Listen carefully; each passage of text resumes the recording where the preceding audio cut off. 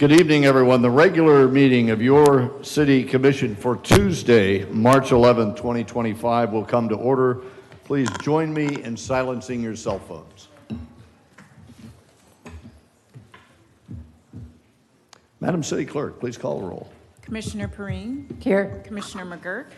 Here. Commissioner Ashley. Here. Vice Mayor Martin. Here. Mayor Cleveland. Here. Thank you, City Clerk. And now, Police Department Senior Chaplain Tom Personal will give the invocation. Please rise and remain standing for the Pledge of Allegiance.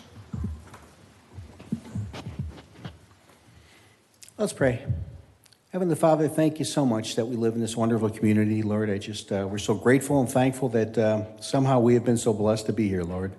We're grateful for these servants here in front of us, Lord. We pray that you would give them the wisdom and knowledge and discernment necessary, and also the temperament that they can get the job done before them, Lord. We're grateful that they answered the call to do this civic duty. And Lord, we pray you put your hedge of protection around them, Lord. Guard them from the fiery darts of the evil one. And we pray this in Jesus' name. Amen. And now, 7-year-old Kylie Keenan, second grader from Chisholm Elementary, an athlete, the only girl flag football player on her team, soccer and gymnast who loves to sing, will deliver the Pledge of Allegiance. Come on up, Riley.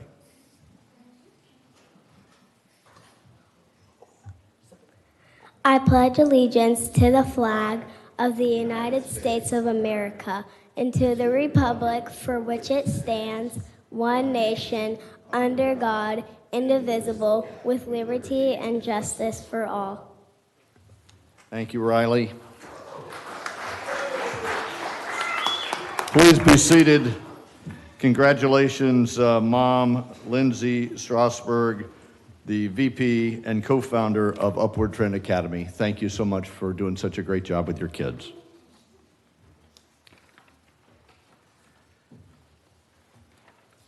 Mr. City Manager, any changes to the published agenda? Yes, sir. Would like to announce that item 8B has been withdrawn from the agenda. That's the real estate purchase agreement for Turnbull Creek Conservation Property. Thank you, sir. We'll scratch 8B and take it up another time. Appreciate that. On the announcement front, I'd like to let everyone know March is Women's History Month throughout our country. This month serves as a time to honor the achievements and contributions made by women throughout the history of the United States. Throughout March, those of us should remember that women paved the way for struggle for gender equity in the United States and recognize those who continue to break barriers today. We are blessed to have so many women leaders, business owners, community influencers, and community advocates right here in our city. With that said, I'd like our finance director and the finance team, led by Joanne Drury, to meet me and the commission at the podium.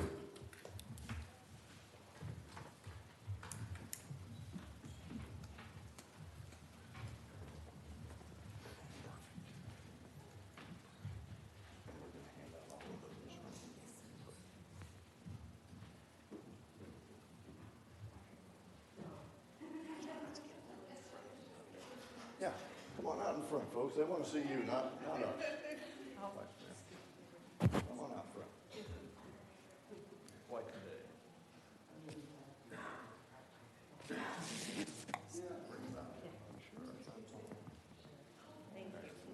It's a treat.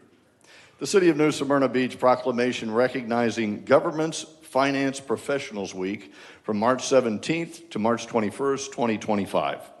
Whereas the Florida Government Finance Officers Association is a professional association founded in 1937 and serves more than 3,300 professionals from state, county, and city governments, school districts, colleges, universities, special districts, and private firms.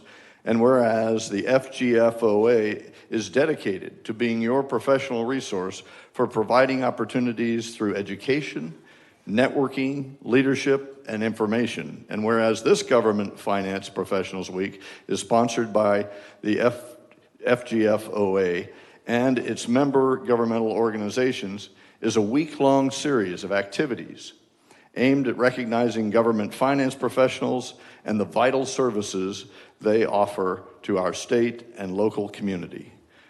And whereas during this week, government finance professionals throughout the state of Florida will be acknowledged for their hard work, dedication, and leadership.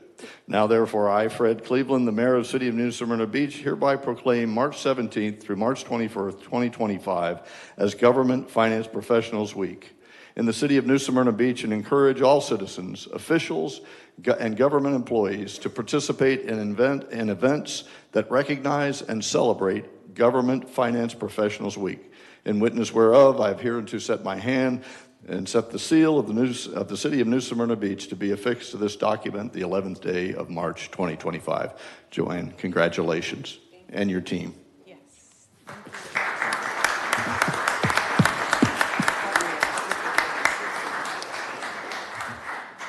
Can everybody come together here in center? Okay,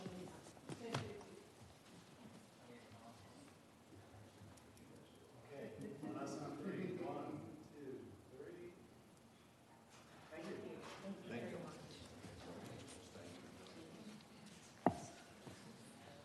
And there's more. So don't go away, Commission.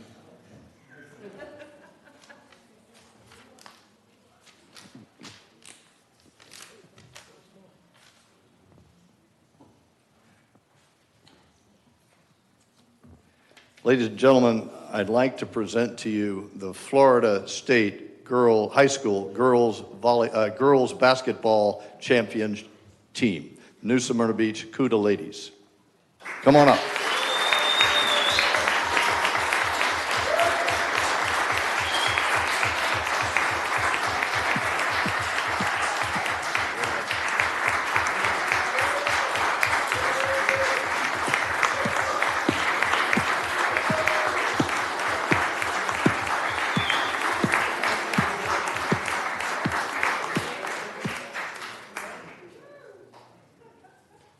So y'all, right in front, just right in front. That's right, beautiful trophy, right in there. I can see it. Come on, there. Move forward.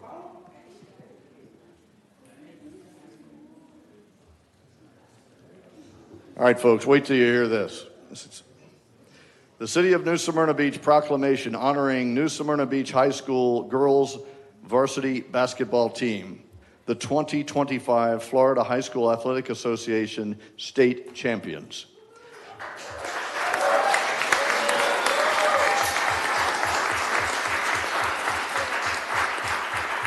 Whereas the city of New Smyrna Beach girls basketball team, known as the Lady CUDAs, has demonstrated exceptional skill, perseverance, and teamwork throughout the 2024-2025 season. And whereas under the leadership of head coach Asia Patrick, the Lady CUDAs made history in securing their first ever state championship. And whereas solidifying their legacy as one of the premier programs in Florida, and Coach Asia Patrick, in just her second season, was honored for her exceptional leadership and commitment to excellence by being named the Florida Athletic Coaches Association Coach of the Year. And whereas, yeah.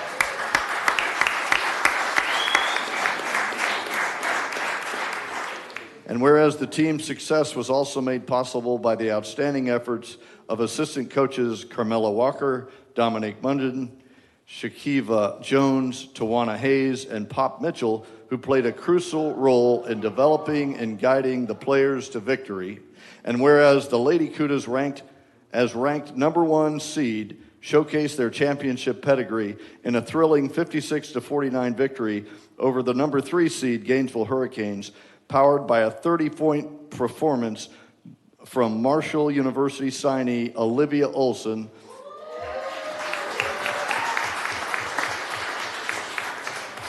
Olivia is the Florida Athletic Coach Association Player of the Year. And whereas the Lady CUDAs concluded their historic season with an impressive 27-5 record, a 15-game winning streak, and set the program record for the most wins in a single season. And whereas player Ava Feldman, Riley France, Olivia Olson, Megan Brazio, Corinne Estelle, Anya Reddix, Soraya Emmons, Janiyah Monroe, Briella Villa, Jaya Smith, Celicia Richburg have displayed unparalleled dedication, resilience, and sportsmanship on and off the court. And whereas the city of New Smyrna Beach and its entire community, along with the team's families, coaches, and supporters, have celebrated this incredible accomplishment and the inspiration it has provided to future generations of athletes. Now, therefore, be it resolved that we proudly recognize the New Smyrna Beach girls varsity basketball team for their state championship victory, their historic season, and be it further resolved that the 7th of March, 2025, shall be designated as New Smyrna Beach Girls Varsity Basketball Champion Day in honor of their hard work, perseverance, and championship spirit. In witness whereof I have hereunto set my hand this 11th day of March, 2025. Girls, congratulations.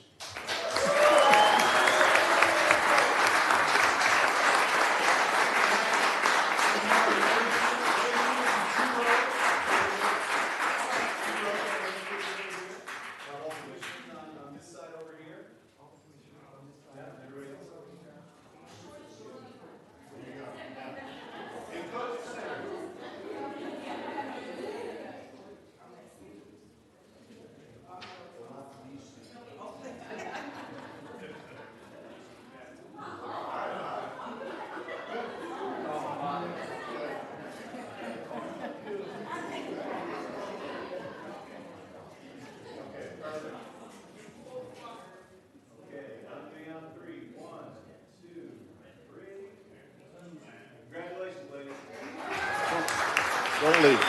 Go forward and put. I've asked the coach to say a few words. Coach Asia, you want to say something to the crowd? Y'all put me on the spot. But thank you all for coming out, and thank you for recognizing us. This means a lot to us, so we really appreciate it. Coach Asia Patrick, ladies and gentlemen. Coach Fuller. We have the athletic director of New Smyrna High here. Athletic director, Coach Fuller, you have something to say to your team? This is an amazing group of coaches and even more amazing group of players. We just want to thank everyone, from the mayor to the city commission to everyone, for your amazing support. A couple weeks ago, Tuesday, I came here and myself and another parent spoke on their behalf, and we predicted that we would bring this back 2 weeks later, and luckily they cashed the check that my mouth wrote. But the support financially, words of encouragement, the amount of people that drove up to Lakeland in that rough traffic on Friday, it was truly humbling, and it's what makes the city special. So we appreciate it, and we are so happy and proud to be able to bring this back to the city. Thank you so much. Also, the Principal Merrick is here from New Smyrna High. Thank you. I just kind of want to double down on what Mr. Fuller said. We thank you for your support financially, for being present. For those of you that tuned in from afar, it really took the community to get us this title. We bust in about 30 kids. They came over, and you could feel the enthusiasm and the excitement in the air as they took the court. And I know they noticed it because they didn't expect to see a crowd of Cudas in the background. So that was very emotional for me and for them as well. So we do thank you for your support. This is for the community, this is for the city, this is for the school, and it forever will be a part of history. So thank you again. Well done. Thank you, Tim. Thank you, girls. It's a real mark of excellence for our city, and so proud of the many of you who stepped forward and offered financial support and moral support in a week's time to get $10,000 together to get these ladies all the way to Lakeland and go to the Final Four and then the championship. Many of you have donated. Specifically, I'd like to cite Pat Collado. Thank you, Pat, for your contributions. Buddy Davenport, thank you for your contributions. Jack Holcomb, thank you for your contributions. Larry Molinax, thank you so much for your contributions. And many of you who have stepped forward to make this possible for these girls. Thank you very, very much.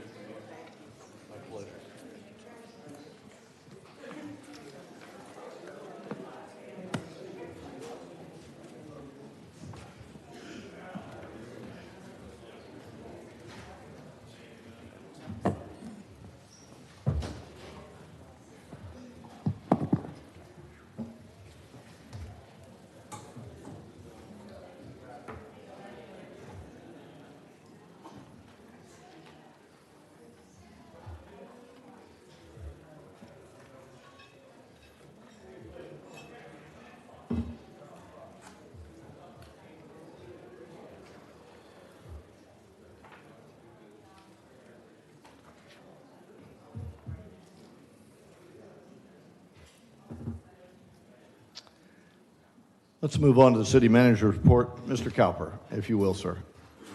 Yes, sir, and Mr. Mayor, thank you. Just a few things to update you on.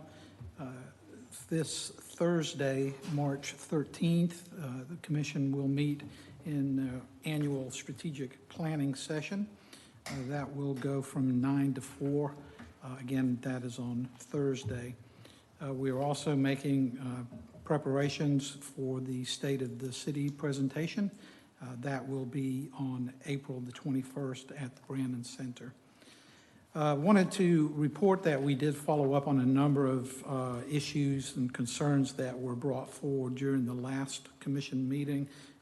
We had several citizens making comments about possible criminal activity at 806 East 23rd Avenue.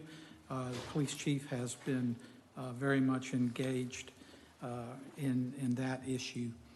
We also have been following up on concerns that have been brought forward about noise and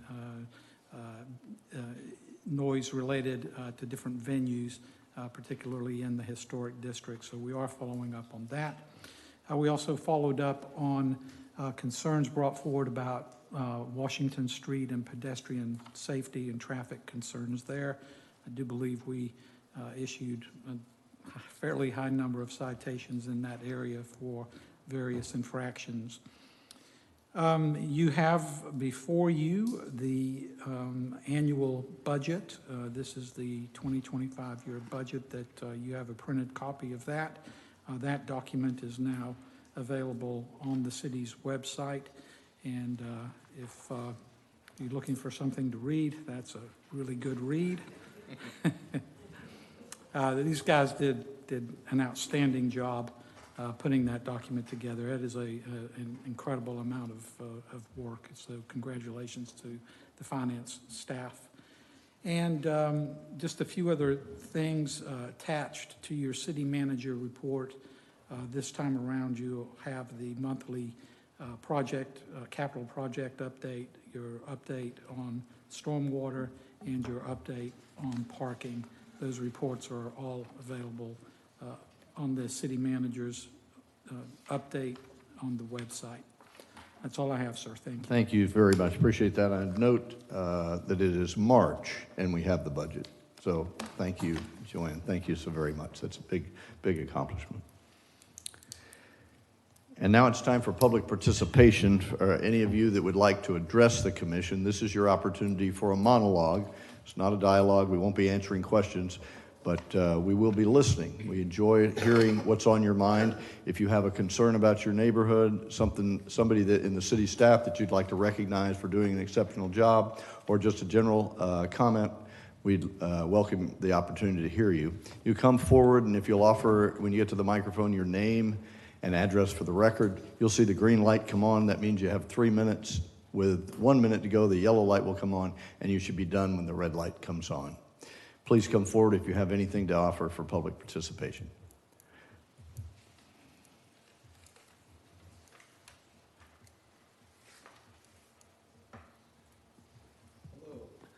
Just pull that microphone up to your mouth, sir. There you go. Thank you. Okay. My name's Eric Fletcher, and I just purchased a home on 806 26th Avenue, July of 23.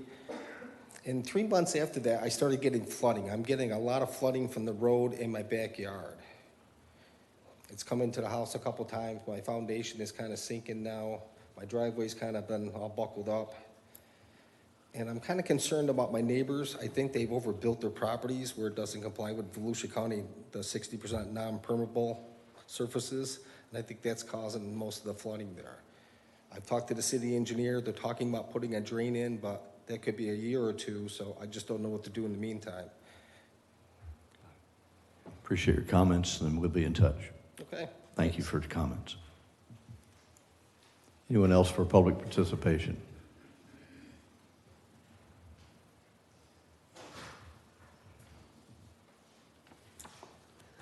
Hi, good evening. My name is Dr. Wendy Tresher. I live at 203 Lincoln Avenue here in New Smyrna. I grew up here in New Smyrna Beach, and now I'm raising my own family here as well. I've had the privilege to practice dentistry in this town for over 10 years now, and I'm here tonight with some of my colleagues and other concerned members of the community to ask you to reconsider the decision that was recently made to remove fluoride from our city's water supply. Fluoridated water is a safe, effective, and research-backed public health measure, and for decades, it's been proven to reduce tooth decay and improve oral health, particularly for children and underserved communities. This is not just my personal opinion. This is a stance supported by credibly conducted research worldwide, as well as numerous health organizations, both nationally and internationally, including the American Academy of Pediatrics, the American Academy of Family Physicians, the American Dental Association, the CDC, Mayo Clinic, the World Health Organization, and many others. All of these agree that community water fluoridation is one of the most cost-effective ways to prevent dental decay and also improve public health. We've seen clear evidence of the benefits and safety of fluoridated water, but unfortunately, we've also seen what happens when it's removed from a community's water. In cities that have discontinued water fluoridation, childhood cavities, especially severe cases, have increased dramatically and quickly.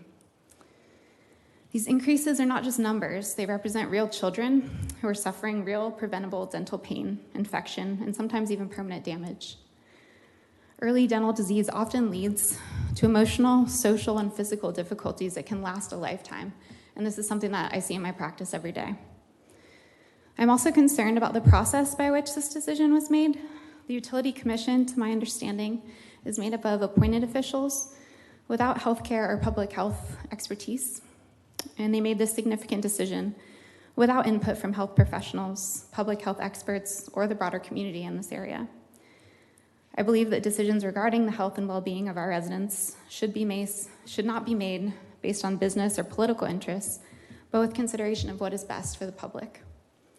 I strongly believe this should have involved more input from healthcare professionals and the public, and I have two requests for you tonight. The first is that any equipment that is remaining not be disassembled, as that will dramatically decrease the cost of reinstating this if this decision is reversed in the future. Secondly, I ask that you consider putting this issue to a vote or take steps to reinstate fluoridation. I believe our community deserves to benefit from this well-researched, proven public health measure that supports the health of our residents and particularly our children. Thank you for your time, and I'm happy to be a resource in the future. Thank you. Thank you, ma'am. Appreciate your comments.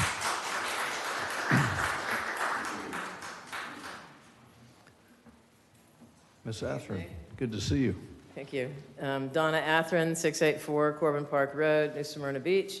I am here as just a citizen at first because if any of you did see the article in Sunday's paper, it highlighted what we've done with our drainage issues in Corbin Park and in our particular residents. The things that happened with rising roads and paving and other things that forced us to do certain things. But we're fortunate that we live in a house that is elevated. So the finished floor was originally at the above the road mark. So I have 31 inches of flow through underneath the house, which has saved a lot of our property from damage during any storm.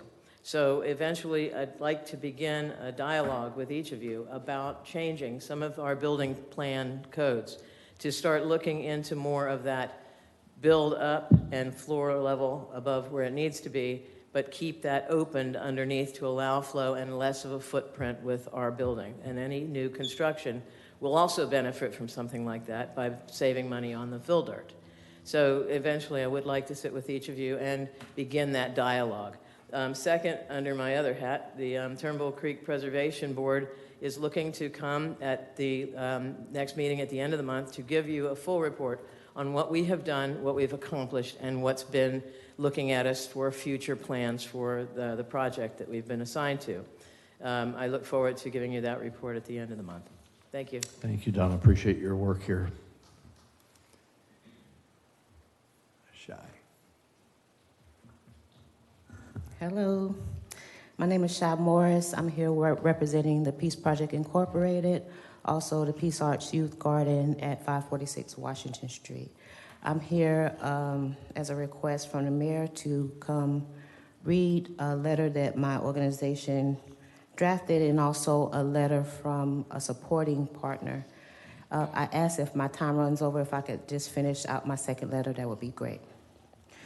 Dear valued community partner, we are excited to share with you our share with you and your organization the Peace Project's newest collaborative project.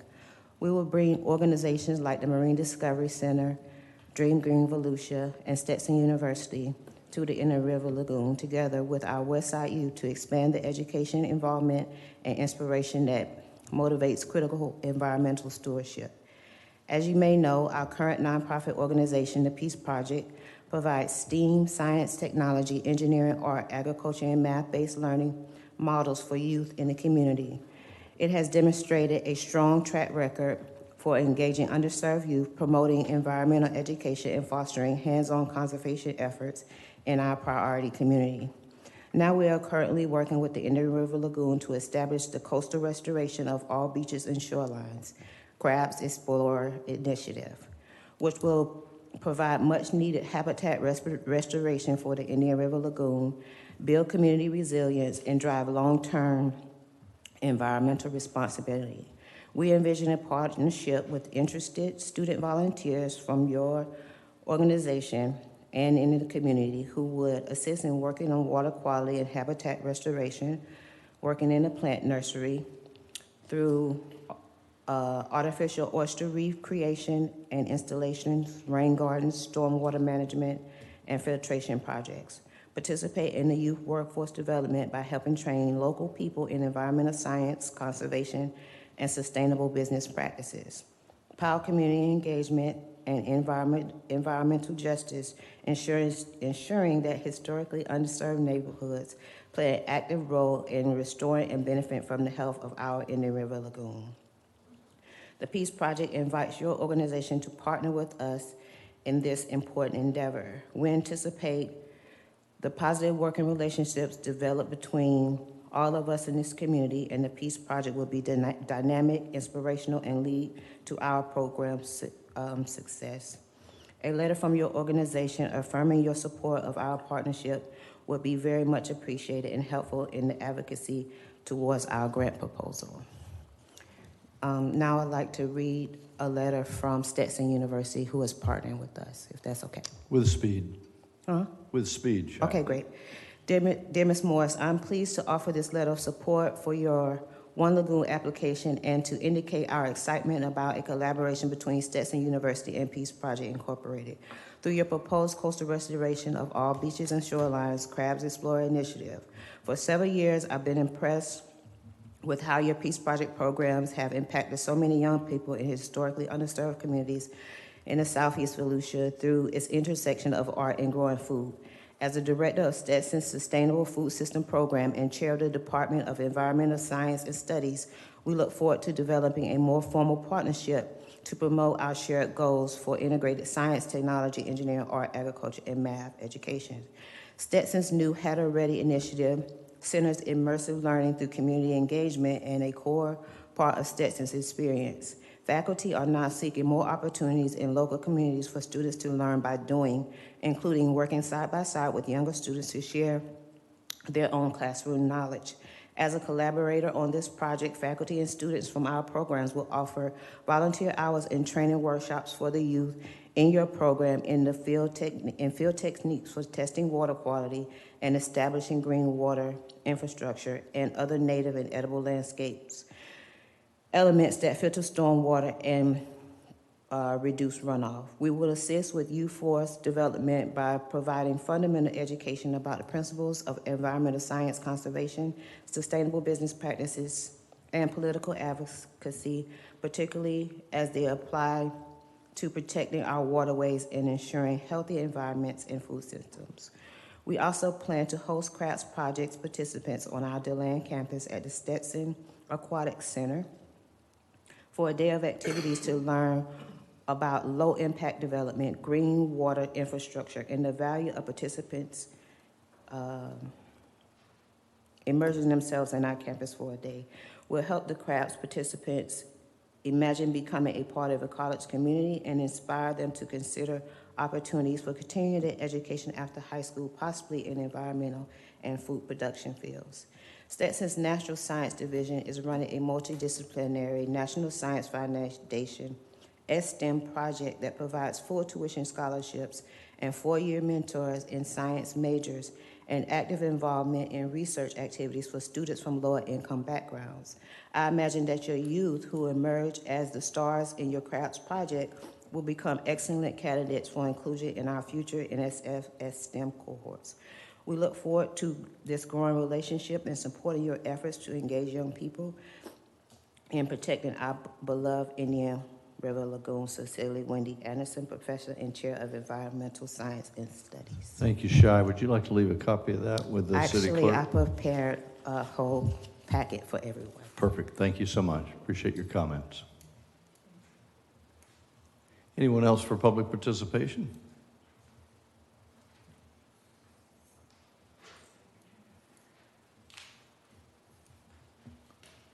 Mr. Romero.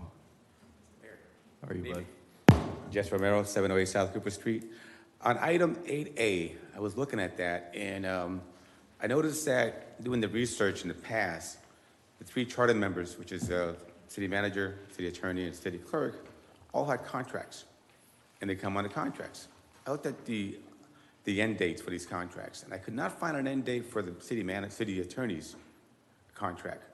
Now, I do recall being here one time when an ordinance that was passed, and I was early into this, going to the meetings here, and found out that the mayor, the old mayor, Owens, and it was a 4-to-1 vote, and it was the city attorney was only to be removed if with a majority vote from the commissioners, meaning a 4-to-1 or 5-0, basically, supermajority.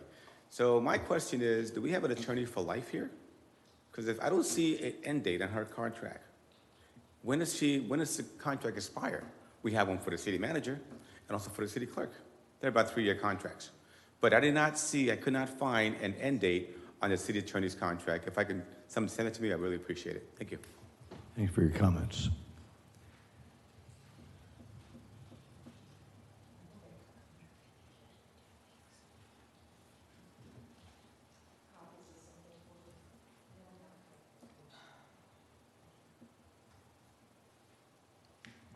Hi, Cindy Snezak, 512 UPON. Try to speak into the mic this time. What I gave the clerk is a copy of the attachment that you received on September 24th in your commission meeting, where Director Kidd prepared a good memo summarizing the salary situation based on the survey that she had done, as well as historical information and total compensation. So I couldn't tell from the agenda, and I was out of town today, I apologize, should have done this yesterday. I couldn't tell from the agenda whether or not you're actually going to discuss and vote on dollar amount increases tonight, or you're just going to review the performance reviews that you individually prepared. So on the chance that you might be coming to financial things, there's a couple things that I want to kind of talk through out loud and see if they resonate with any of you. So the cover sheet of what you'll have is just where people stood on September 24th.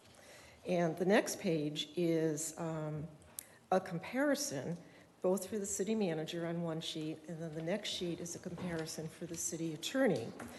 And they include the 3% increase that they both received on October 1. So the city manager was here a month, but because he was here on October 1, he received the full 3% increase. So, and I do understand that the employees do get a 3% increase. I come from for-profit business though, and we usually don't get raises just based on breathing and remaining in a position. So when you talk about the conversation tonight, it's the question of a merit increase. So I don't know whether this is something you would expect would come out of the charter discussion, or it's really entirely in your purview. But the timing of an off anniversary raise, it's always going to look like people are getting dribs and drabs. So let's just say you gave a 2% increase today, plus the 3% that they got, that's 5%. But it never feels like 5% because it's coming in two pieces. Private industry doesn't do that, and perhaps you don't need to be doing that either. Also, the comparison that you have in these, different cities are used. The county is used as an average for the city manager And there is absolutely no comparison, no disrespect at all to anyone who's ever sat in that seat, but a county set of responsibilities has absolutely no place in a comparison to any town, much less New Smyrna Beach. So please consider that. Thank you, ma'am. Appreciate your comments. Anyone else for public participation? Yes, ma'am. Take your time.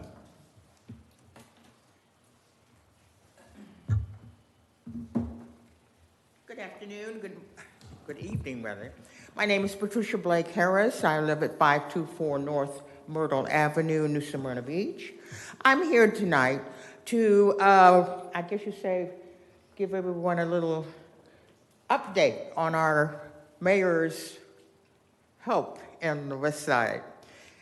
Mayor Cleveland came out to see the west side of the county, and we were so proud for him to appear the next morning after our meeting last month. And we're so happy that he came out. He wore his boots and his sun hat, and that was meaning business. We toured every blocked pipeline system, drainage system, and the area that we were talking about that flooded Pettis Park. We need all of you to come out and see for yourself so that when the planning group comes back to New Smyrna Beach to report their findings and their plans and so on, we need you to know what they're talking about. So you can say, look, I think you better consider that again, or we need to have everyone to know what we're talking about over on the west side, everyone. We've been trying to contact the county, and Mayor, you have been to the meetings, and they are trying to cooperate. There are some signs on Warren Avenue and Washington Streets. They're starting to dig the ditches out. So hopefully we can get those ditches dug out for our next storm season.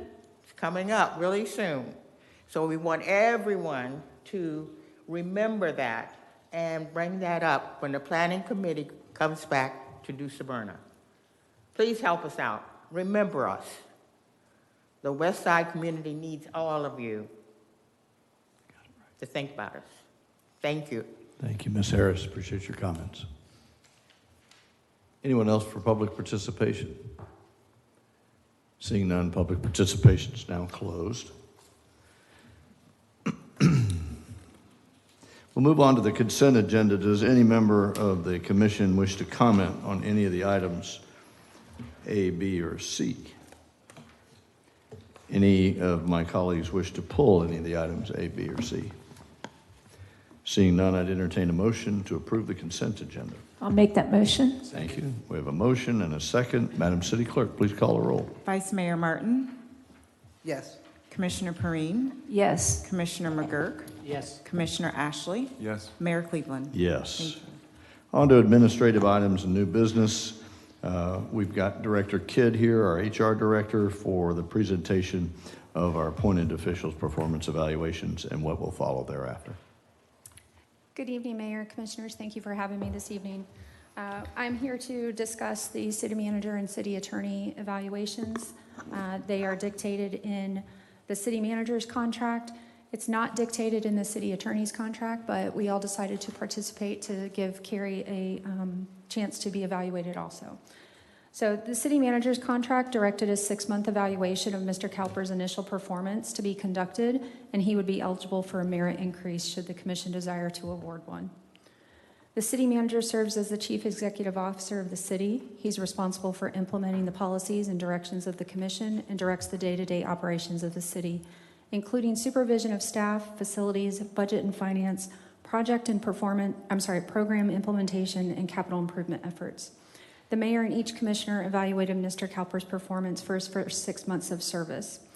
The total cumulative points were 359 points, with a cumulative average score of 4.5. Mr. Cowper's current contract provides for his annual salary at $195,700, an annual car allowance of $9,000, Retirement contributions equal to 13% of his salary with 2% matching for 15% total. Full family medical, dental, and vision premiums, as well as long and short-term disability coverage and group life insurance equal to 1 times his annual salary. I updated the survey of the current city managers, and the average salary at this time is $203,064. Mayor, would you prefer to discuss everything about Mr. Calper at one time, or move on and let me do the? What is the commission's will to go item by, not item by item, finish up the city managers and then go to the city attorney, or have them both at once? What's your will? When you say both at once, you mean tonight? Or Yeah, no, I think we're going to do it tonight. Heather's choice is, should we go now to the city attorney, or do you want to totally drain the discussion about the city manager first? Let's stay with one and Okay. then go to the other. Any objections to that? All right, that sounds great. Proceed, my dear. Yes, so you have the the evaluations. The total, as we said, the cumulative average score was 4.5. I've got the details there in my report of his salary at this time. His contract does provide for a merit increase should you as a body decide that you want to do that. So I would leave that discussion to the 5 of you. I'm here and I have information if there's any questions you have. Yeah, stay in the batter's box there. We likely have a question. Open for discussion amongst my colleagues. Vice Mayor. No comments at this time. Commissioner McGurk. we have a 6-month evaluation for when we hired him. We were going to go out 6 months. Correct. Did we discuss any kind of what the limits may be, or is I can't recall if we had some kind of limit. We did not. It just says that he's eligible for a merit increase at this time. Okay, so I believe that Kevin has done an outstanding job. I have 0 complaints on what he's done. As a matter of fact, I will tell you, Kevin, that you've surprised me a little bit. New Smyrna is no easy town, and to come in here, I thought it would be very easy for a city manager to underestimate the complexity of our town. And as far as I'm concerned, up to this point, you have completely impressed me, and you really not missing a beat, you being able to digest it. You've had some curveballs thrown your way that you weren't anticipating, and you have batted 1,000 as far as I'm concerned. I think you've done an outstanding job. In terms of pay and how we should compensate, you know, we've talked a lot about this on the dais on how we pay our people. There was a time when we lost people because we weren't competitive in the pay. I believe in paying good people good money to keep them here. So I'm certainly, you absolutely deserve a raise. And I think that the averages of where he should be based in his profession is in this area should be met. Kevin, I don't want to speak for you. You have an interest in you have a strong interest in an increase in your retirement plan. Is that correct?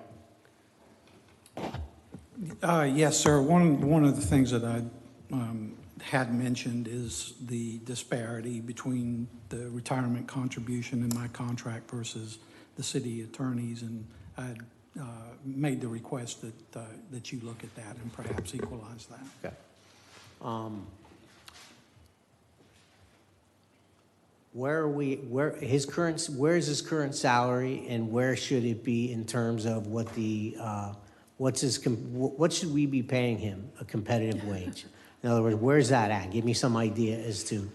So there's a few different ways to look at it.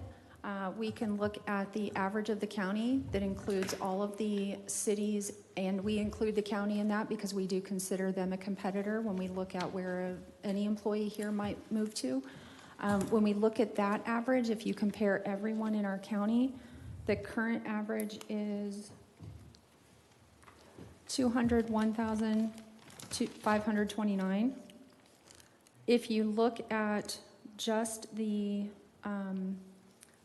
cities that match the city attorney, that was a concern that we had when I did my presentation in August and September, was that we were looking at different things. There were some concerns about how we picked the cities, what we looked at. So I also pulled some numbers. If we look at the cities that have a city attorney, and I look at just those numbers for the city manager, then the average jumps to 233,527. So the average for the just to be clear with because you're also talking about the attorney, the CM average is 233,000. Yes, if you look at just the 5 cities that comprise who also has a city attorney. And his current salary is somewhere in the Current salary, 195-ish? 195.7. Okay. Okay. And we're going to do the city attorney after this. That's okay. So let me be very clear and very specific. I don't want to lose good people. I've seen it happen here a number of times. We used to have an attitude of, yeah, you don't get paid as much here, but you get to live here. Well, guess what? We're a very complex city, and that just is not going to cut it like it did in the 60s and the 70s and the 80s. I think we have an outstanding city manager, and I believe that we compensate him accordingly. Thank you, sir. Appreciate your comments. Commissioner Perrine. Thank you. I have a lot to say about this. So if you look at my rating numbers, they're pretty tough because I'm a critical rater. It doesn't mean that the person isn't doing their job. And I just was different in my corporate world that we didn't give outstanding, perfect reviews anytime. But I can't say enough about Kevin and Carrie, and I will get to Carrie next after we do Kevin. But Kevin has hit the ground running for this city.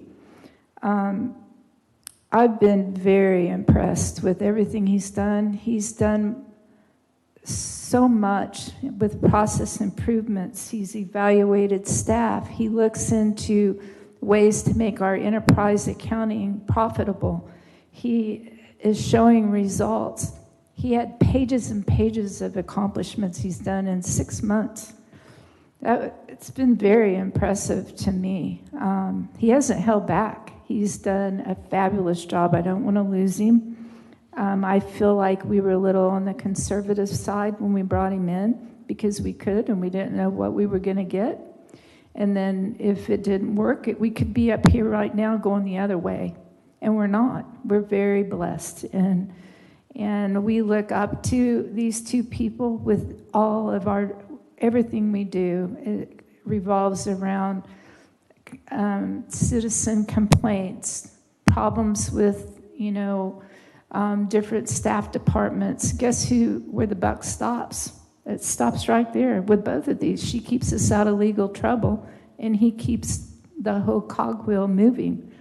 So I would suggest I'm going to suggest we bump them both up, but we look at his salary and put it to where we could have started him out at, but we didn't even know. I think we were the 195 or 200 or at least that, but also give him the percent that he needs for the retirement to make him comparable to the other cities that he would like to see to match. And if we do a little both, then we'll figure out how that looks on paper.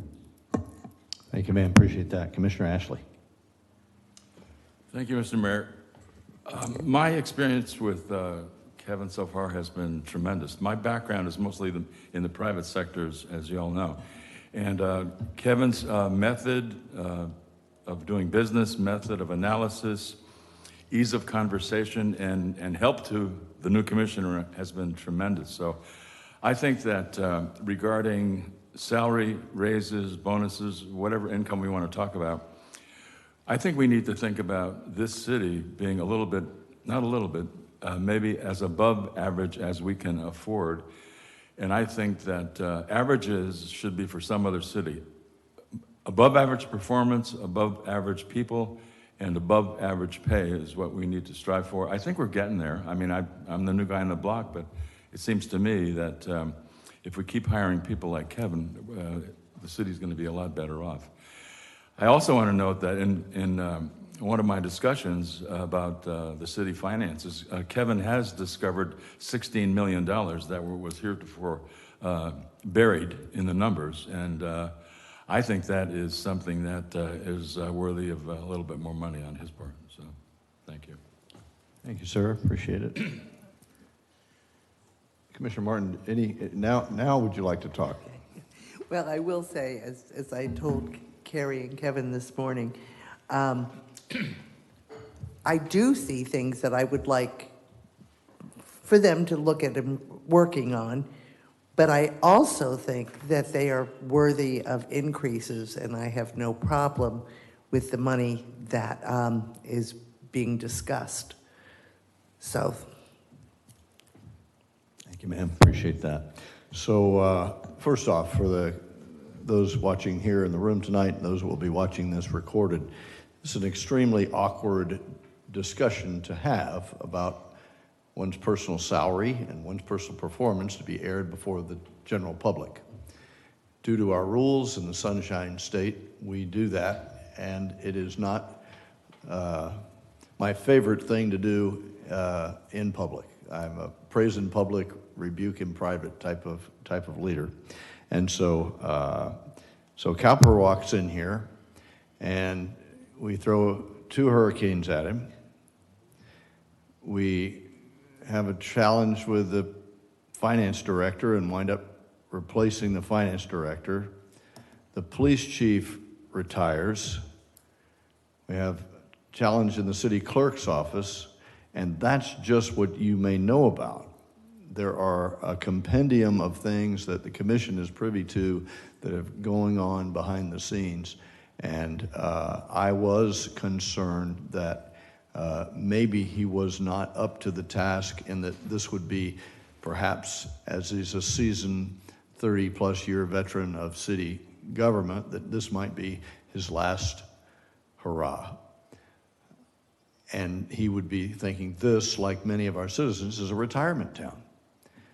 Nothing could have disproved that theory more than Mr. Cowper's day-to-day perseverance, his driving for accountability of our staff, something many in the community have talked about for a while, his recognition of excellence, his personal ability with each of his leaders to get the best out of those leaders, his willingness to move the chess pieces around to get the best out of each member.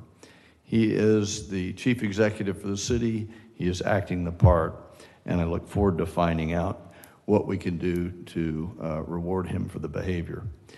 He has personally asked for something of a match to what the city manager, the city attorney is receiving in terms of retirement contribution. So I've asked the Madam Attorney, can you go back through the discussion we had about what the average in the Florida retirement system would be if he was on that, and just for a comparative. So those of us that were both in government and in corporate America don't know about 22% toward retirement. That's a high number. But from what the evidence I have from what the Florida retirement system would have been, it would have been even higher than that. Can you go through those numbers for us, please? Sure. Back in 2018, well, actually, it was the end of 2017 when I negotiated my contract. This language submitted to me was paid into my 401k would be the FRS senior management class service percentage. So at the time, I didn't know whether the percentage would go up or down, so I tried to put in a buffer of like the great, either that rate or 20%, whichever is greater. So I was trying to put in a buffer, but the language was struck and I was left with the 20%. Had I left that in, that current rate would be 39 point something percent. So in 2017, it was around 28, and it's grown to 39. So 39% is what the going rate is under FSA. FRS, yes. FRS, very good. And it goes up from there. There are others that have hires, is that right? Okay, Yes. very good. Okay, so one's the merit for the performance, two is the retirement. Those are a compendium, those are tantamount importance to the city manager based on conversations he'd had with all of us.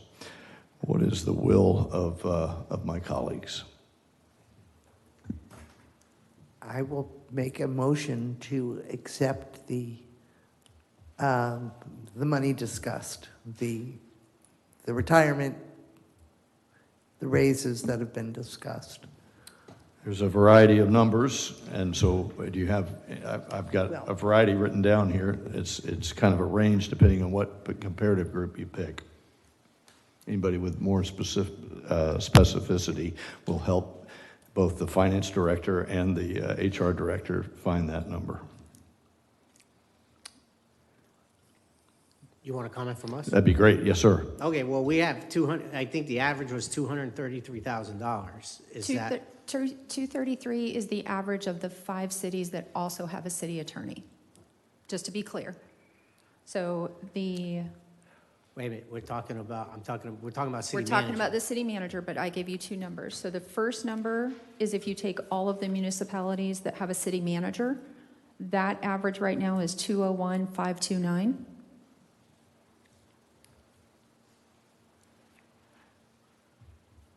Because there was discussion in September about using the same comparators, I also pulled the number if we take just the cities who have a city attorney, because there's only 5 of those, then the average for the city manager becomes 233,527. And the significance of that for those that are not initiated in city business is that a city has to have a certain size to warrant having a full-time attorney. Is that the point of offering that? Sometimes that's the answer. Sometimes it's just the will of how they've run their city for so long. For instance, I would say that DeLand measures very close to us, and they contract out all of their city attorney duties. Cities like Ormond, who is also very close to us, has a city attorney who's been on staff for 30 plus years.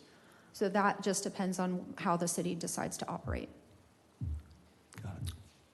Okay, so let me first start by saying, without a doubt, I want to bring Kevin up to the 22% retirement. That's a given. So, and we're looking at a high of 233 for the salary. Yes. That's the average of the 5 cities in the county that have a city attorney. Correct. Okay. So I'm very comfortable with bringing Kevin up to the 233 salary and the 22% of the into the retirement system. So I'll make that motion. I'll make a motion to bring the city manager up to a salary of $233,000 and a retirement benefit of 22%. Is there a second? I'll second. Is there more discussions? Good opportunity to flush this out. Only that it would have been nice to see this all documented to reflect like this morning's conversation. Thank you. I don't understand that remark. Can you help me? I don't know what that means. Tell me more. They're not in the cover page at all, and they are not shown in the supporting documentation. But I am not. I'm okay with it. All right. You would have liked to have seen it earlier. Yeah. Got it. And written down, yeah. Yeah. We had a discussion, I think, at the my briefing with those numbers in there. So I'm perplexed that you didn't get that. Any other members of the commission have a further point? I like the outsider view looking in on how we conduct our business. I like Commissioner Ashley's cut above perspective from a standpoint that that's why people flock to New Smyrna. From the residents' perspective, we would like to have the same talent within the city staff to provide those premium services that people are looking for. I think local businessman McGurk has got it right. Good performance needs good pay, and so I speak in favor of that as well. Madam City Clerk, please call the roll. Commissioner McGurk? Yes. Commissioner Ashley? Yes. Vice Mayor Martin? Yes. Commissioner Perrine? Yes. Mayor Cleveland? Yes, Thank you. The motion carries. And now on to your presentation about the city attorney, please. Certainly. Thank you. The city attorney serves as the chief legal officer for the city. She is responsible for providing legal representation, preparing and presenting cases, and providing advice to our city officers, board members, and staff in matters involving litigation, administrative proceedings, public meetings, and other forums. Her total cumulative points on her evaluations were 309 points, with a cumulative average score of 4.4. Ms. Avalon's current contract provides for her annual salary at $189,901, annual car allowance of $5,200 per year, retirement contributions equal to 22% of her salary with a 2% matching for 24% total, full family medical, dental, and vision premiums, as well as long and short-term disability coverage and a group life insurance equal to 1 times her annual salary. The current average salary in Volusia County for city attorneys is $217,880. So the same would apply. You have the option at this time, if you choose, to give Ms. Avalon a merit increase and make any other changes at this time. Thank you for your presentation. Appreciate that. Vice Mayor.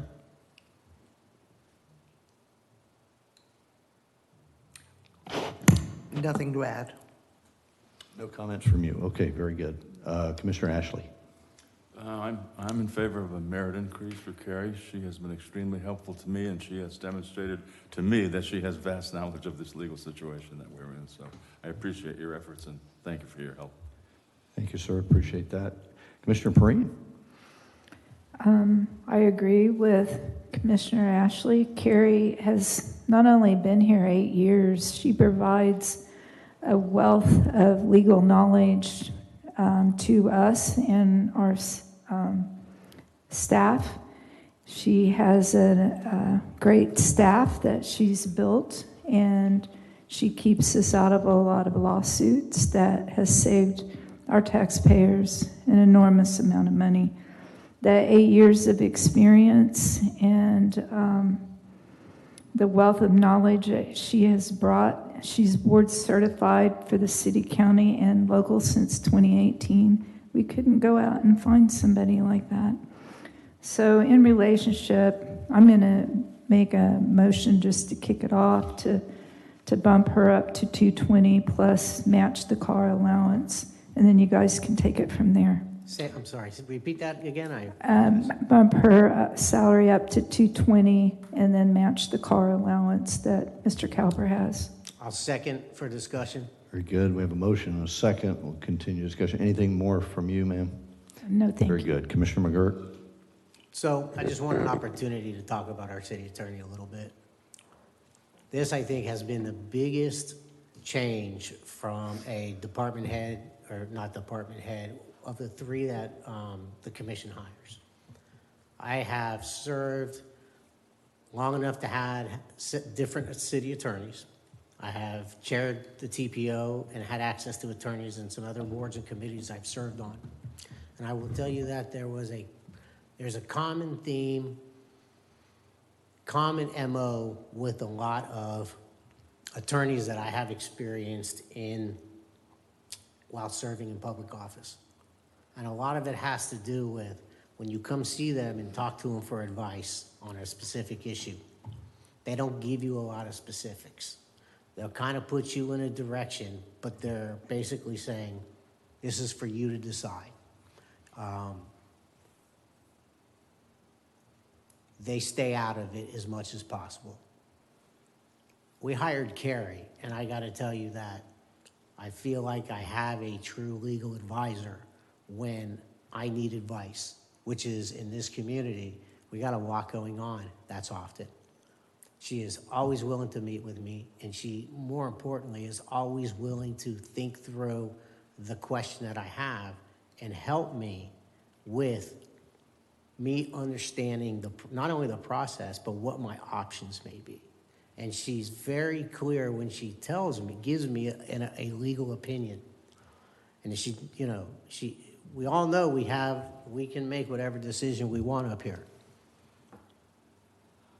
But the headaches, the challenges, the city possibly being sued, Carrie has been spot on too many times.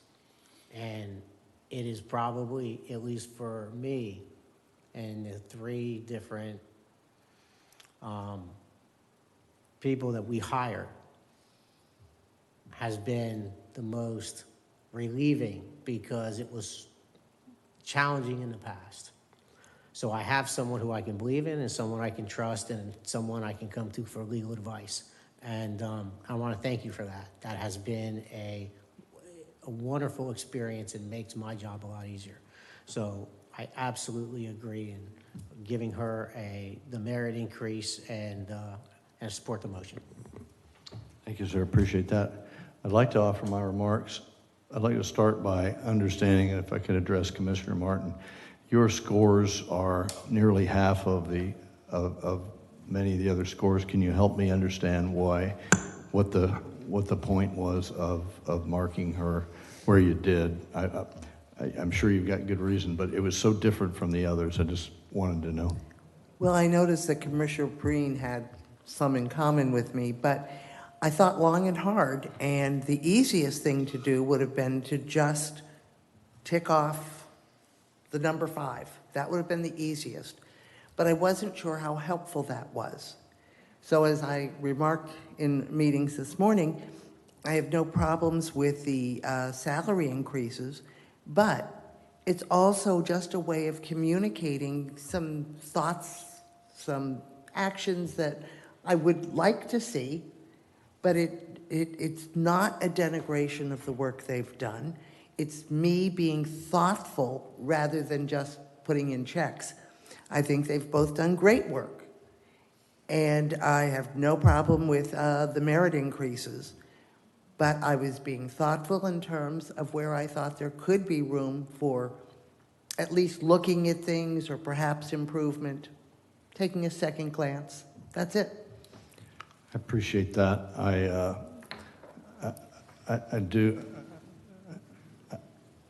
I do note that on the performance evaluation, for those of you who haven't seen it, there are sections that go below the numbers that ask for, we would like to see more of this, and there's another section that says we'd like to see less of this. These are your areas for improvement. So things you're doing well, we'd like to have more of that.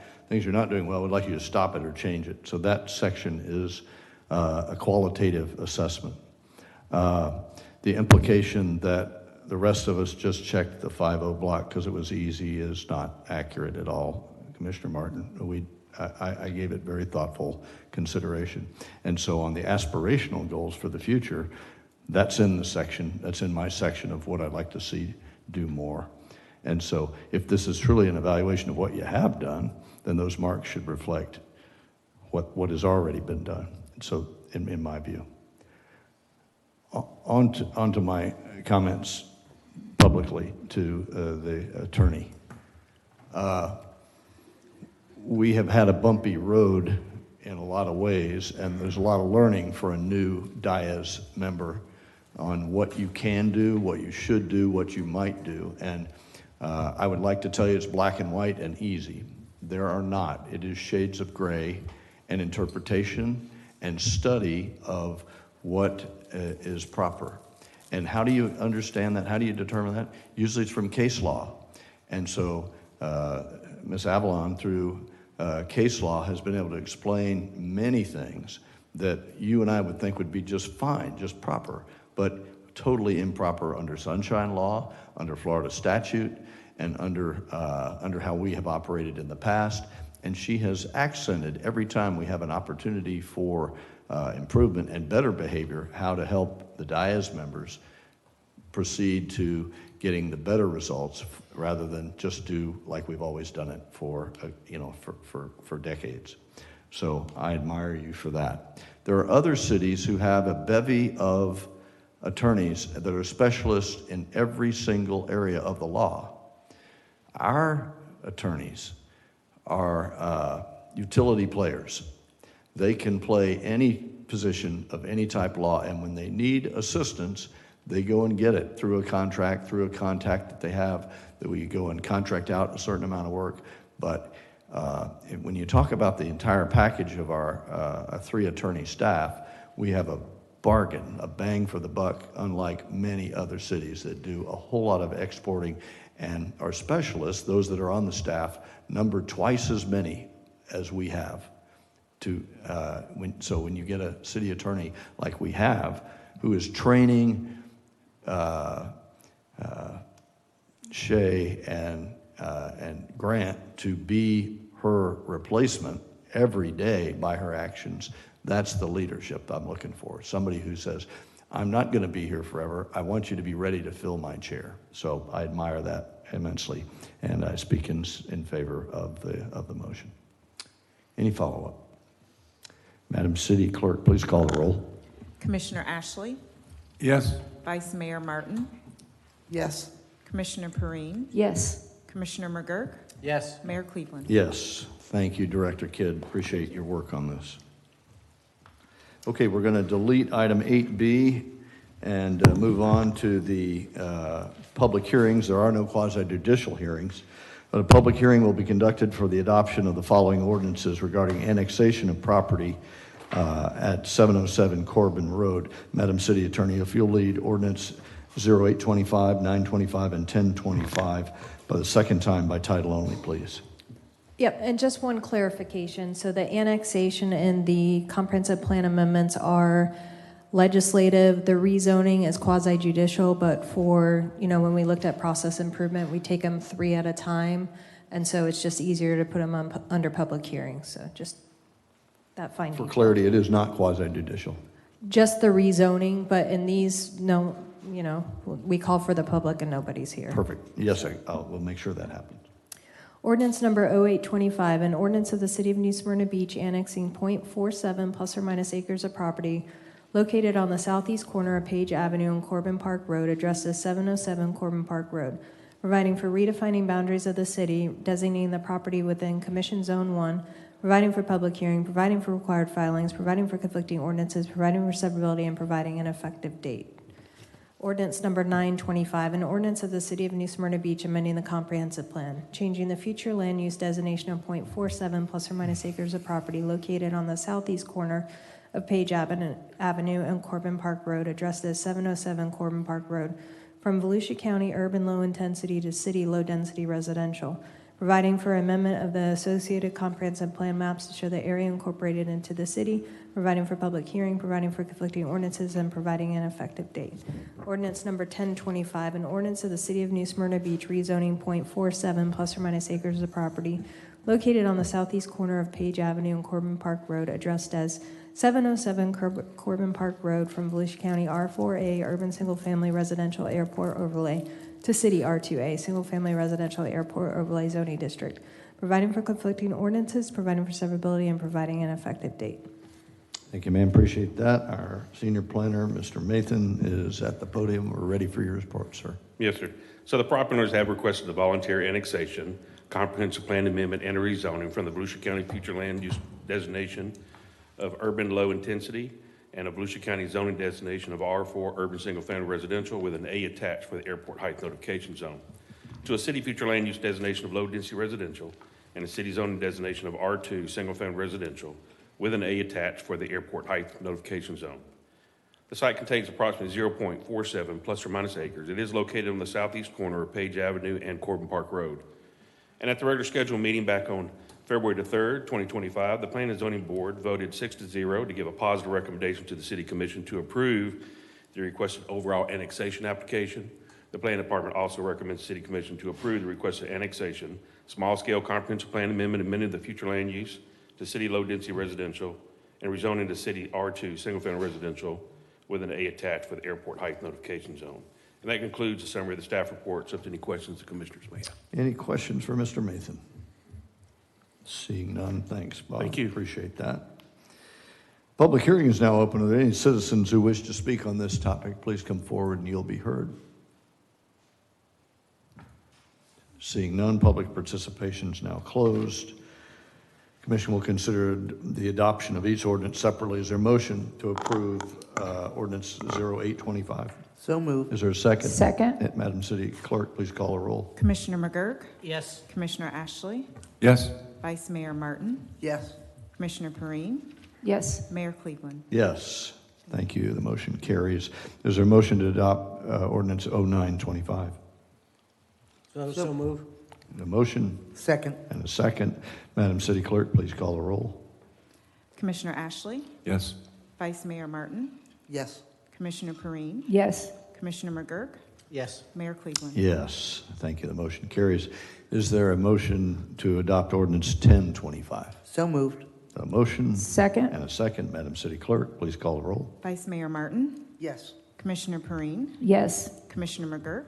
Yes. Commissioner Ashley? Yes. Mayor Cleveland? Yes, thank you. All three carry. A public hearing will be held to conduct consideration of adoption of the following ordinance regarding annexation of property at 731 Old Mission Road. City Attorney, if you would read 1125, 1225, and 1325 for the second time by title only, please. Ordinance number 1125, an ordinance of the City of New Smyrna Beach annexing .41 plus or minus acres of property located on the east side of Old Mission Road between Mission Road and Mills Drive, addressed as 731 Old Mission Road, providing for redefining boundaries of the city, designating the property within Commission Zone 1, providing for public hearing, providing for required filings, providing for conflicting ordinances, providing for severability, and providing an effective date. Ordinance number 1225, an ordinance of the City of New Smyrna Beach amending the comprehensive plan, changing the future land use designation of .41 plus or minus acres of property located on the east side of Old Mission Road between Mission Drive and Mills Drive, addressed as 731 Old Mission Road from Volusia County urban low intensity to city low density residential, providing for amendment of the associated comprehensive plan maps to show the area incorporated into the city, providing for public hearing, providing for conflicting ordinances, and providing an effective date. Ordinance number 1325, an ordinance of the City of New Smyrna Beach rezoning .41 plus or minus acres of property located on the east side of Old Mission Road between Mission Drive and Mills Drive, addressed as 731 Old Mission Road, from Volusia County R3A Urban Single Family Residential Airport Overlay to City R3COA Urban Single Family Residential Airport Overlay Zoning District, providing for conflicting ordinances, providing for severability, and providing an effective date. Thank you, ma'am. Mr. Senior Planner, we're ready for your report. Yes, sir. So the property owner has requested a voluntary annexation, a small-scale comprehensive plan amendment, and a rezoning from a Volusia County future land use designation of urban low intensity and a Volusia County zoning designation of R3 urban single-family residential with an A attached for the airport height notification zone to a city future land use designation of low-density residential and a city zoning designation of R3CO urban single-family residential with an A attached for the airport height notification zone. The site contains approximately 0.41 plus or minus acres. It's located on the east side of Old Mission Road between Mission Drive and Mills Drive. And at the regular scheduled meeting on February the 3rd, 2025, the Planning and Zoning Board voted 6-0 to give a positive recommendation on the overall annexation application. The Planning Department also recommends the City Commission to approve the requested annexation, the small-scale comprehensive plan amendment, amending the future land use to city low-density residential, and the rezoning to city R3CO, single-family residential with a attached for the airport height notification zone. And that concludes the summary of the staff report, except any questions commissioners may have. Any questions for Mr. Mason? Okay, we'll open up a public hearing now. If there are any citizens who wish to speak on this topic, please come forward and you'll be heard. Seeing none, public participation is now closed. Is there any more discussion by the commission? Is there a motion to adopt ordinance 1125? So moved. And a second? Second. And Madam City Clerk, please call a roll. Commissioner Perrine? Yes. Commissioner McGurk? Yes. Commissioner Ashley? Yes. Vice Mayor Martin? Yes. Mayor Cleveland? Yes. Is there a motion to adopt ordinance 1225? So moved. Is a motion? Looking for a second. Second. Second. Madam City Clerk, please call the roll. Commissioner McGurk? Yes. Commissioner Ashley? Yes. Vice Mayor Martin? Yes. Commissioner Perrine? Yes. Mayor Cleveland? Yes, thank you so much. Is there a motion to adopt ordinance number 1325? So moved. Second.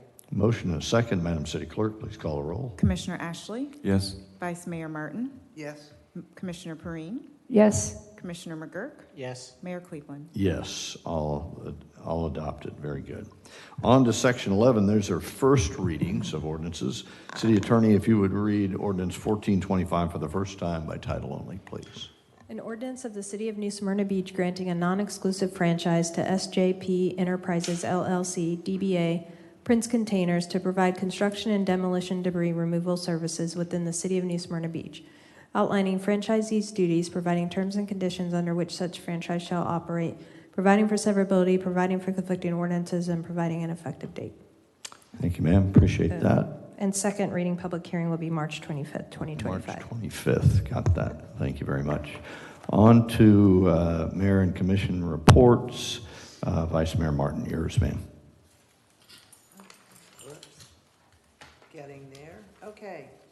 So I attended the monthly TPO, Transportation Planning Organization meeting, attended the state of our schools where Supervisor Balgobin reported that our math and reading scores, as well as our graduation rates are rising.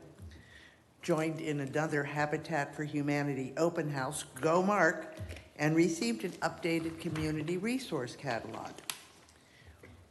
Attended the Volusia County Coastal Resiliency Workshop where I learned about the options for beach restoration. Was happily on Flagler for the Mardi Gras parade. That was great fun. Our Employee Appreciation Day was an outstanding homage to our staff. Many thanks to all who contributed to the raffle prizes. Listened to an informative lecture on low impact development and its positive impact on flooding and aquifer replenishment. And finally enjoyed the Southeast Volusia Manufacturing and Technology Coalition. So inspiring to get our kids trained and into great local industries. Okay. Thank you, ma'am. Appreciate that. Commissioner McGurk. Well, I'm very pleased about the girls' high school basketball team. That was very special. But I wanted to point out we may not be done. We have the wrestling team. A couple of the kids won state championship. And I think in weightlifting, we also have some people that are doing very well. So it's a banner year for New Smyrna Beach High School. And I think it's really great what we did in honoring them and recognizing them for such an achievement. The other thing I wanted to bring up was we did have some people come in from the dental community tonight talk about fluoride in the water. I was reached out to a couple weeks ago, and I met with some of them last week. I said that I will bring this up during commission comments if they come in and spoke. And what I have learned since then is, and what I was going to do was ask for a resolution in support for fluoride in the water. However,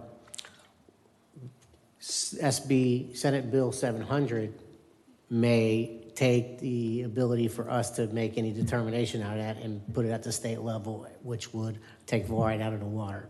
So what I think I'm going to do at this time is, before I ask for a resolution on that, I'll at least plant that seed into everybody's minds, and we'll wait to see what happens with SB 700 before I ask for a possible resolution recommendation to the Utilities Commission. So that's it, Mayor. Thank you. Sir. Appreciate that. Commissioner Perrine. That's a good point that you brought up, because believe it or not, I didn't have an opinion on the fluoride. And one of the things I've talked to some of the other mayor and commissioners of other cities, they're putting that on the ballot because it's personal health, and they didn't want to take that yay or nay and go against doctor recommendations or pro or against. And that's been my stance up here. I think it's too important for us or the Utilities Commission to make that decision. I felt that needed to be on the ballot. Well, we do have, next year coming up, so that may be something we want to add. Personally, I'd like to see it that way, so that, and I've talked to Ephraim about this. I told him how I felt. I've heard a lot of I think he said the majority didn't want the fluoride, so people could use their own toothpaste and get it their own way, which I get it. Most of the people that have approached the Utilities Commission have been to remove it and then do it, but that's not 32,000 people. And I've said that statement so many times up here. It's always the squeaky wheel. And I think, you know, if we do anything, yes, I agree. Let's see what the bill does. If it may be a moot point. Right. And if it's a moot point, we don't do anything. But if it's not, then we need to probably look into talking about putting that out of our hands and out of the Utility Commission's hands and back to the citizen hands to see what they want. Because it's going to be an expense because the equipment is outdated. But if it's something the citizens want, you know, it's going to reflect probably on the utility bill because they got to upgrade all of that equipment. So if they have to upgrade that equipment, you're going to pay for it. So how much do you guys really want it? It's not up to us. It's up to the citizens. Okay, I have 3 things. Mostly it's thank yous. I want to thank Chief Kirk for taking it as a priority on our crosswalk out there for Washington Street, not only for our citizens going over to the park, but also our staff that crosses continuously every single day from that parking lot to over here and often almost get run over.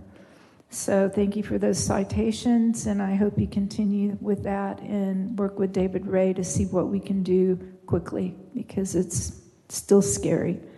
Number 2, I want to thank the Human Resources and staff for the great Employee Appreciation Day. This is where we separate a lot of corporations to government. Government still celebrates the employees, and I love seeing all of that.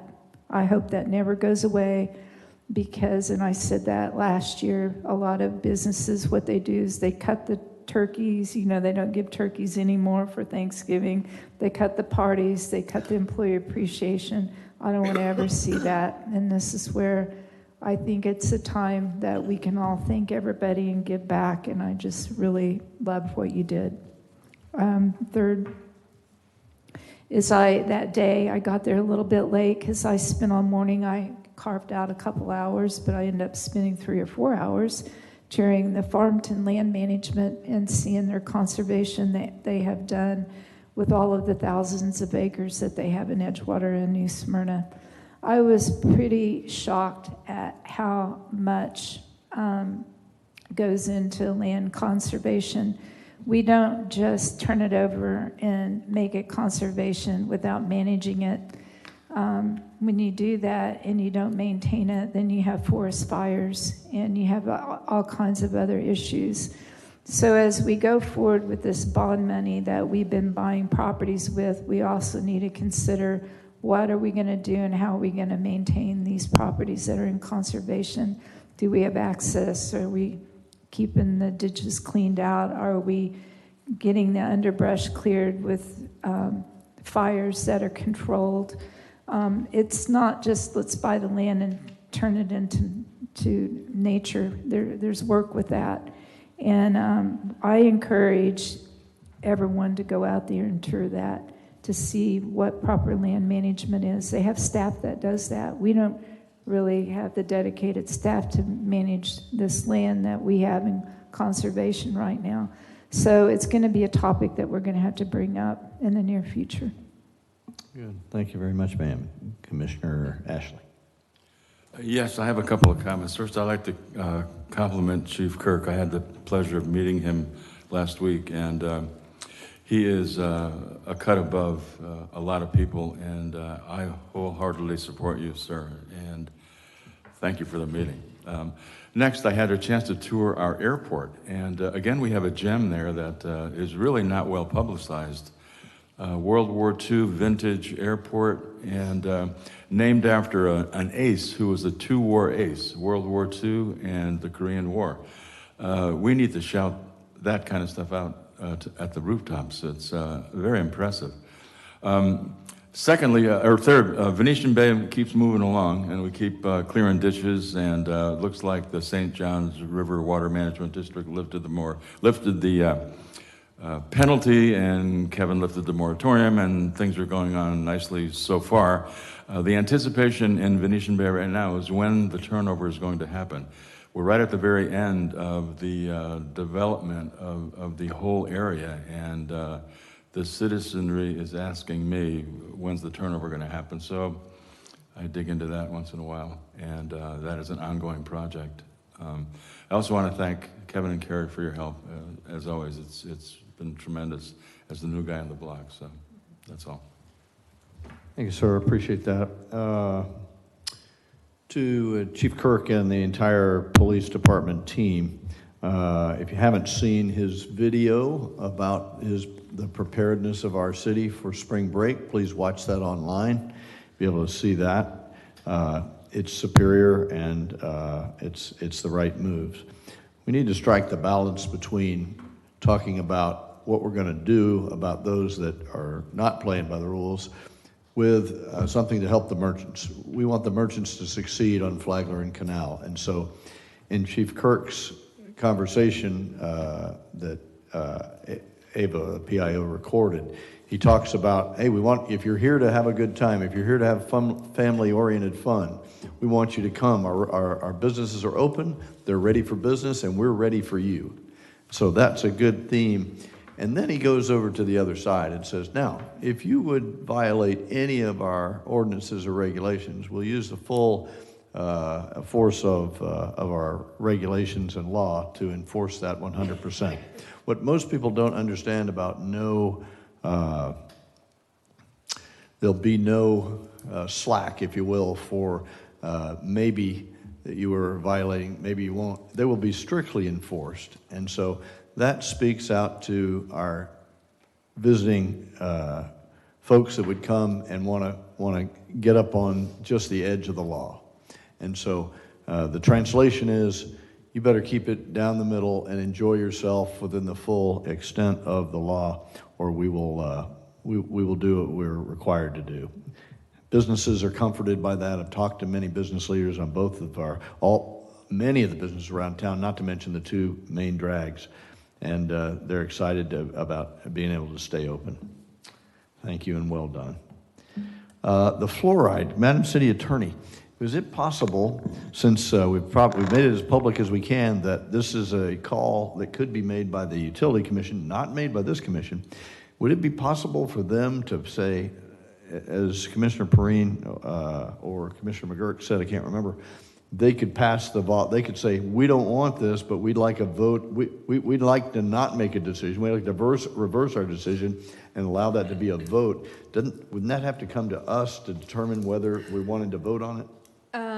So I'd have to work through the mechanics of a referendum. You know, normally if we were issuing the referendum, we would have an ordinance and language approval and all of those things.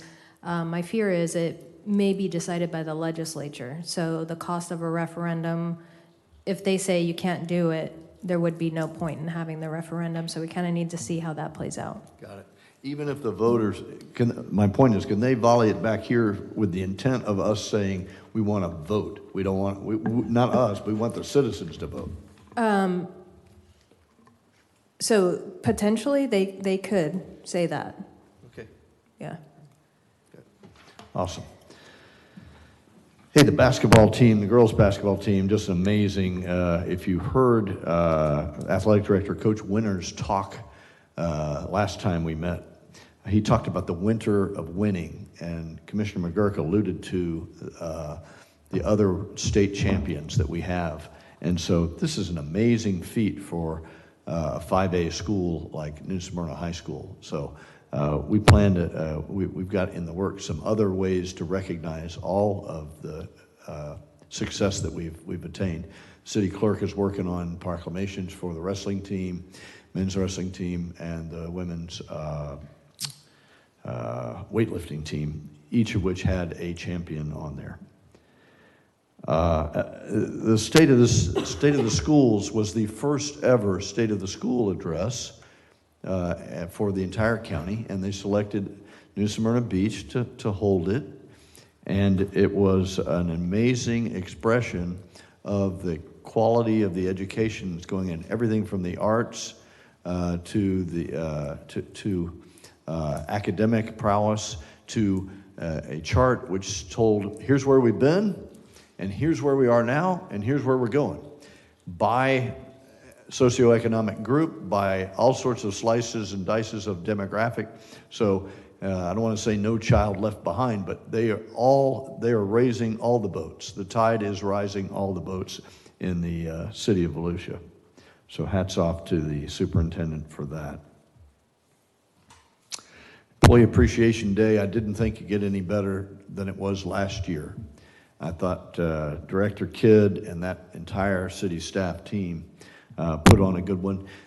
Thwarted by the weather this year, they even outdid last year. It was even better this year. So as Commissioner Perrine points out, many corporations, when they're trying to tighten the belt, cut out these vital roles. I will tell you that not just our city, but the county-wide businesses chipped in, and there were over $15,000 of prizes and gifts handed out, maybe 250 of them to our city staff. They got a ticket, they spun the wheel, they picked a number, they didn't have to do anything, they just were lucky enough to win. So just a delight that our residents and our businesses are feeling the appreciation for our staff, and this is the way that they expressed it, by offering their contributions for prizes. I attended a roundtable of elected officials today, and the topic of the entire 2 hours was floodwater. And so there are many who have approached and said, Mr. Mayor, I want to make sure we're not overstepping or understepping, that we are in step with what the county's doing. And so two people, Ben Bartlett, who is the Public Works Director for the county, and this is not his full-time job, but they're soon to put in place a Director of Floodwater Management, all right? So Ms. Harris, we're getting some traction. And so in the meantime, he talked about all of the events that they are doing on the canals that they own, the canals that we as a city own, and the canals that HOAs own. And so I think you're going to see some great progress. To that end, I've asked him to come to a commission meeting and talk about and rebrief the brief he gave the elected officials so that y'all could hear it directly from the horse's mouth. So it was a great day. In addition to that, the county engineer, Mr. Tad Kaber, he came up and talked about the engineering aspects, which, Brian, you would be very interested in. The ability of the Turnbull Bay and the Spruce Creek to accept water, and how the tidal effect would thwart that or help that. And the conclusion he came up with was only through mechanical means, which means pumps, can we actually ensure that it's going to work. And so that's a significant undertaking, but the seed is planted that gravity drain, fine, as long as the tide is going out. When the tide comes in, your drains are not going to drain to the maximum extent capable. So the intervention of a pump, or many pumps, or a system of pumps to pump it out was what will be required. And so the city, the county engineer and the advisors that they're going to get are on that. I believe that's all I have on my report. Madam City Clerk. No report at this time. Thank Madam you. City Attorney, we're anxious to hear your legislative update. Yes, I'm not going to reread what's already posted. That report is short due to the legislative session starting on Monday, and the agenda publishes Wednesday. I do have a few updates. Some of these were going to be heard today, so I don't have a up-to-the-minute update, but one of the bills to look out for, stormwater management systems. It would require cities to inspect their stormwater systems each year. Affordable housing, this Bill 184 would allow by right somebody with a single-family property to build an accessory dwelling unit. Building permits, in the event of a declared disaster, all single-family home building permits would be automatically approved. And then there's one public safety where it would consolidate all 911 calls to the sheriff's office and consolidate response to closest responder. So I'll continue to keep you all updated, but those are some additional ones that are interesting. Thank you, ma'am. Appreciate that. Mr. City Manager. Just a couple of notes. Thank you very much for your kind words and confidence and all of that. I did want to say that at the conclusion of 6 months, I reflected back, and boy, we have done a lot of work in 6 months, and you know that's not all me. That's a lot of support structure that's in the city. The team has really pulled together, and I feel really good about where we are as an organization and changes that we're making. Also, I would be remiss if I didn't compliment you guys at this stage too.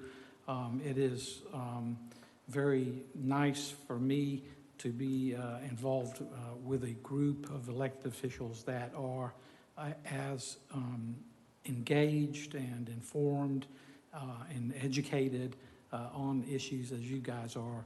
I appreciate the fact that you all show up to your briefings and meetings well prepared with pages of questions in some cases, which we're able to work through. And that is very refreshing for me as in my profession to have folks that are this engaged.